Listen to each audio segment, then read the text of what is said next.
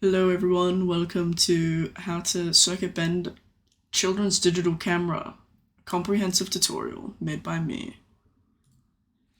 As an introduction, there's going to be text throughout the entire video, and theoretically you could just do this entire thing with just reading the text and not listening to me talk.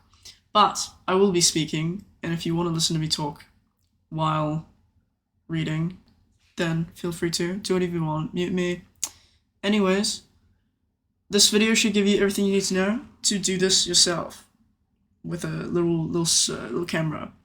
If you're here for funsies and you just want, something entertaining, and you want to know what circuit bending is, and you want to look at this this amazing slideshow, then keep watching.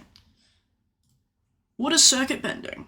Circuit bending, I'm going to read this from the text. I'm sorry.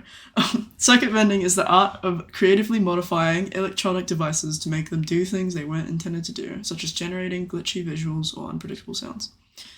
A lot of people do this with the children's toys, as I've seen on YouTube, because, I researched this from YouTube as well.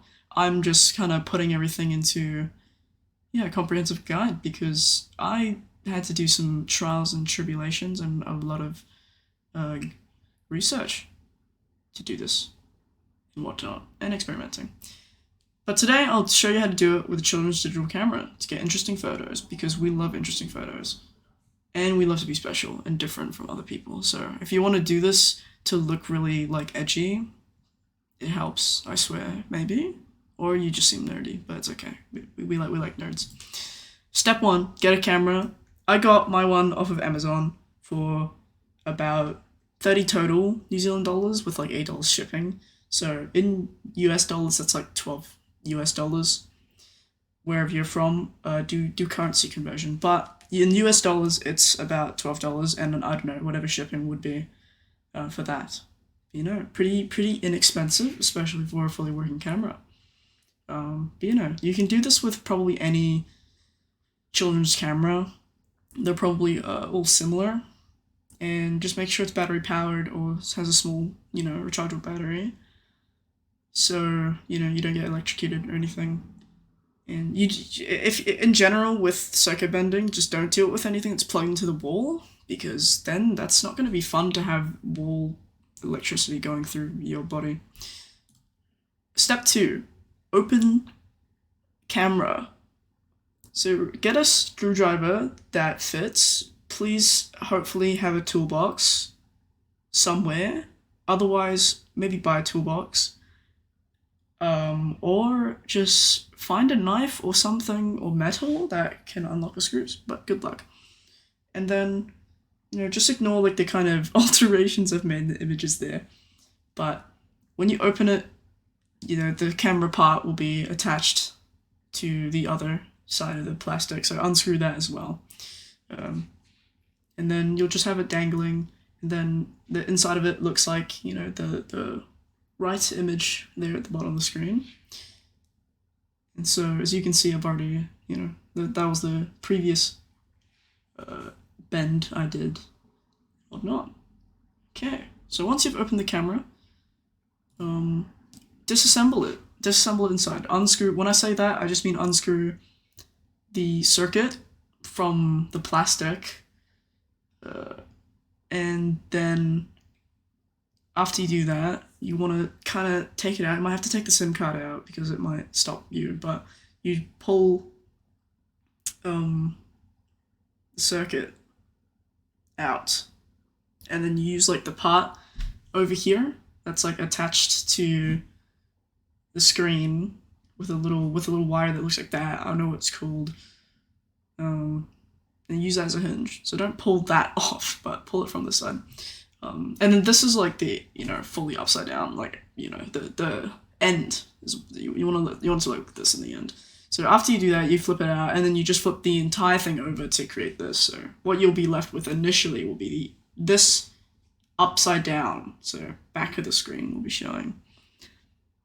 After that, and you do this so you could look at the screen while you're circuit bending. So you can touch all this here, and then you can look at it here and see the effects.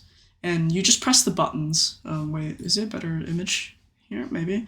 There'll be buttons on the circuit that you'll just press them there instead of pressing them on here because the circuit's not there anymore. But circuit. What? Step 4: circuit bend. Get a little metal wire and just jam it into these pins here, as you can see. I find that this sort of area, as you can see where I put my last alteration here, that seems to work the best and not crash so much. The center seems to crash a lot for me, and each side seems to either crash or at the end I'll show you you can get a temporary circuit bend and where it just gets stuck and the screen goes very purple and green, and it's a cool effect, but it's not permanent, unfortunately, and you need to reset the camera if you want to keep doing bends. So yeah, get a metal wire and just poke around and hope for the best.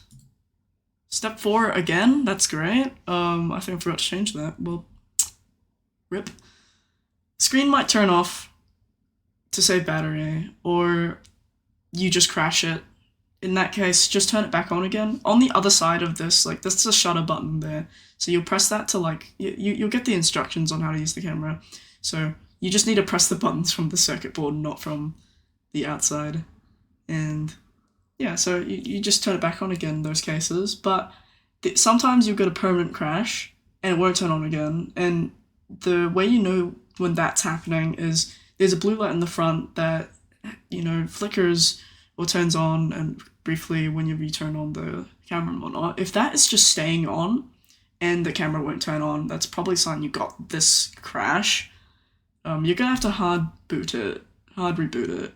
So I just stick my wires on these. You're not gonna get zapped or anything. At least I didn't get zapped or anything. Be safe and maybe Google before. I should probably do a safety briefing. I'm so sorry. Well, safety briefing now. I don't know. Yeah, no, it's too late for that. Just don't die, please. But yeah, just do that, and that will hard reboot it, and then the blue light should turn off, and then you should be able to turn it back on again. So that's what you do if your thing won't turn on. And of course, date timestamps and any settings you did will just be factory reset after this. So you'll have to change them again if you really want date timestamps that are accurate and whatnot. Step 5, finishing up. Yeah, once you have an effect you want, of course, I found this pink one and I thought it was really nice. I use blue tack, and you could solder it. I don't have a soldering kit, and I like doing it this way because I could just keep, redoing different bends and whatnot to this and get various effects and just keep doing that. But it isn't the most stable connection, as you can see. Blue tack and some tape, and trying to just stick my wire in place without soldering. So once you find a bend you like, I find it's easy to just have blue tack and just stick it in the blue tack and put it in the general area of where you had a bend that you liked, an effect you liked. So, and then I just kind of fiddle with that until I kind of got it in the sweet spot. And then I put tape on it. And you should also get this little foam brick that covers the speaker here. So you could, I don't know why they have it in there, but you could also stick that foam bit over the little metal piece if you want. But it will be a bit harder. But of course you could just solder each of the ends of your wire. But I don't know how that would go. On this specific camera, the pins are very small, so it might be a bit risque. But I don't know. This is how I do it. And then after that, you just screw it back in and close it all up and hope for the best. But, and if you take this outside to do photos and stuff, you might just have to carry the screwdriver with you. So sometimes the connection kind of stops. And then I just, I only have 2 screws in here just so it's easier. So I can just unscrew it quickly and then open it a peep and then go press around and try and get it to, or remove the foam block and just try and stick it in a place where there's enough pressure that it stays in place. So you could do that as well, but I just prefer this way because I don't have a soldering kit and I can do different bends. Tips and info. So of course, this is the effect I was talking about, the temporary effect that you can get when you touch, like, you know, the very ends of, or for me at least, the ends of the pins, each end of this pin row there. And it's very purple and green, and this happens, and it will still happen if you don't, you know, touch it to the circuit. And it's pretty cool, but it will reset after the camera turns off and on again.